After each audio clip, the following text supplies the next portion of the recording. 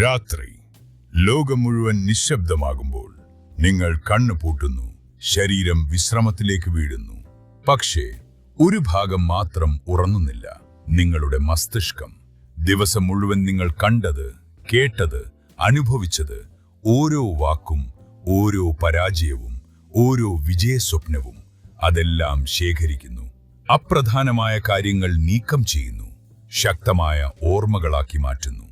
Rum എന്ന സ്വപ്നഘട്ടത്തിൽ മസ്തിഷ്കം അതിന്റെ പരമാവധി ശക്തിയിലെത്തുന്നു.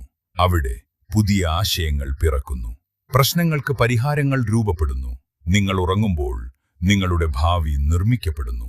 അതുകൊണ്ട് ഓർക്കൂ, ഉറക്കം ദുർബലതയല്ല, അത് വിജയികളുടെ രഹസ്യ ആയുധമാണ്.